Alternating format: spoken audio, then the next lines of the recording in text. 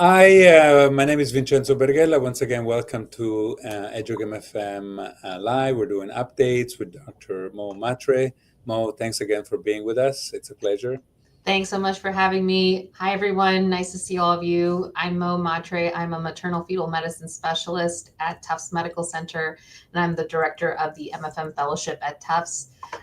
For those of you who are not familiar with our format, each month we go through all of the fantastic articles that have been published in the latest journal or the latest issue of AJOG MFM. And we've selected 4 articles that we wanted to highlight for you this month. We try to pick articles that have really robust study design and also impact how we're going to counsel or manage our patients. And we try to pick articles that will be helpful not only to our MFM colleagues, but also to everyone who's caring for obstetrics patients. So our generalists, midwives, advanced practitioners. And so we wanted to select these articles. We have the articles in full on the AJOG MFM website, but today we're going to be presenting them in graphical abstract form using the author's abstracts when they've created them, or I've made them myself. And we'll start out with the next one, Dr. Berghella.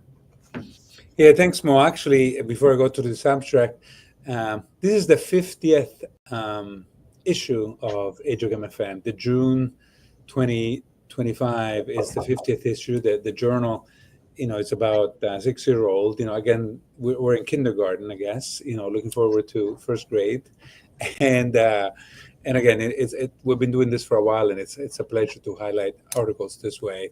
In the spirit of what you were just saying, this study talks about delayed versus early cord clamping and maternal neonatal outcomes.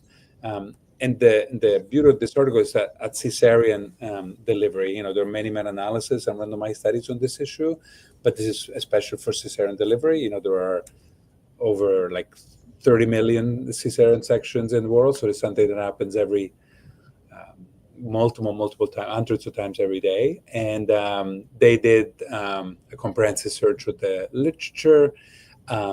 They were looking at cesarean delivery after 23 weeks and comparing delayed and early cord clamping, as you could see from their own graphic abstract. And basically, the outcomes were somewhat similar. So they emphasized that delayed cord clamping is safe. One of the issues with delayed cord clamping at C-section, we always think, we're waiting those 30, 60, 120 seconds. Is the uterus bleeding more or not? They didn't find any difference in postpartum hemorrhage or other maternal outcomes. So very safe for the mother and somewhat beneficial for the baby, especially in terms of hematocrit and some other outcomes. So something that, can be done easily. It's really no cost. It's safe for mom and has some benefit for the baby and can be really universally applied. Excellent.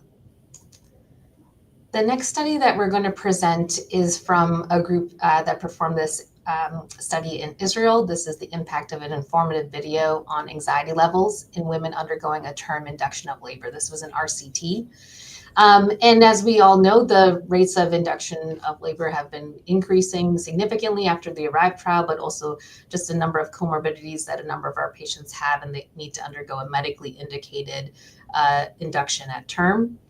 But we also know that there's significant anxiety with induction, both for nulliparous and multiparous patients.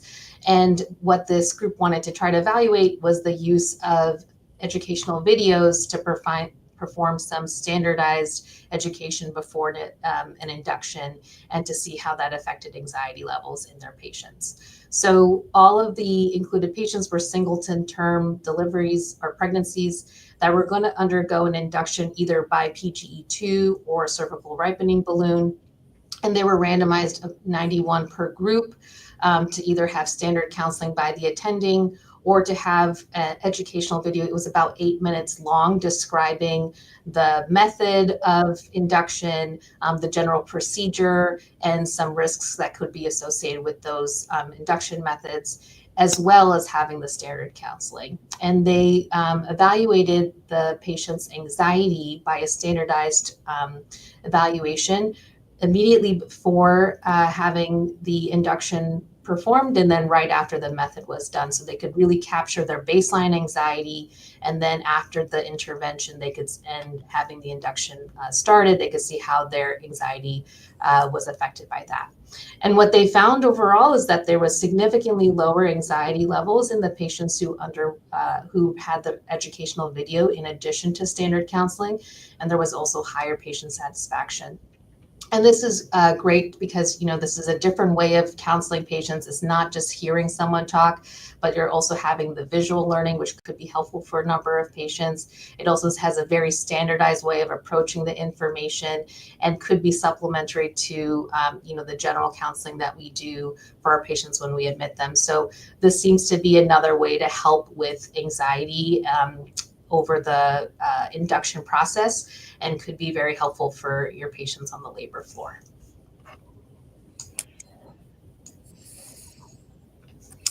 Thanks, Mo. Next one, it's glucose time in range trajectories during pregnancy and associated with adverse perinatal outcomes, doing a late and class trajectory modeling approach. CGM is getting more and more common. Certainly in our practice, it's becoming more and more common. There were recently randomized studies showing that continuous glucose monitoring, it's effective in pregnancy, as good or better than the usual finger sticks. Here they looked at kind of group 1, where patients with good control and stable, as you can see with the darker purple. Group 2, moderate control, some improvement and later decline, and group 3 was moderate control and late improvement, versus group 4 was the worst one, so to speak, poor control and with late improvement. And as you can see, the darker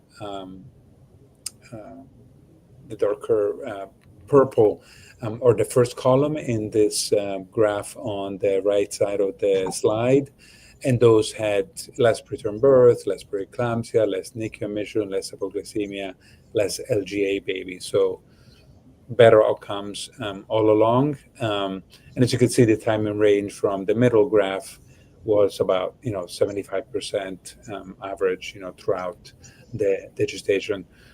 Different studies, we're still deciding if 70% or more time in range or a higher time in range is better. Certainly 75% is pretty good time in range, I think, by most studies.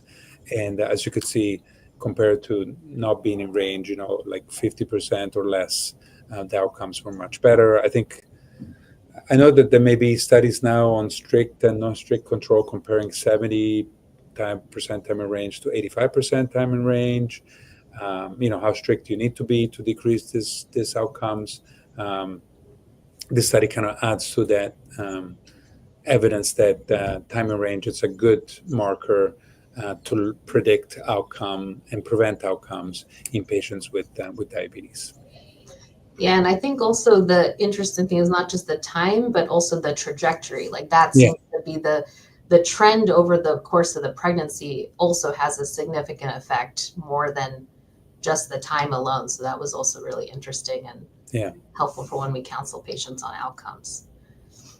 All right, and our final one, again, going to induction of labor. This was an RCT performed by the group at Mass General Brigham for looking at cervical balloon ripening versus Dilapan in the outpatient setting. So again, with the onset of the ARRIVE trial and other increased comorbidities in our pregnant population, the rates of induction have been going up. And some studies have shown that, up to 80% of patients need cervical ripening, and that takes up quite a bit of time on the labor floor. So there's a push to try to have as many patients who are appropriate for outpatient cervical ripening to undergo that, to kind of free up the space on labor and delivery.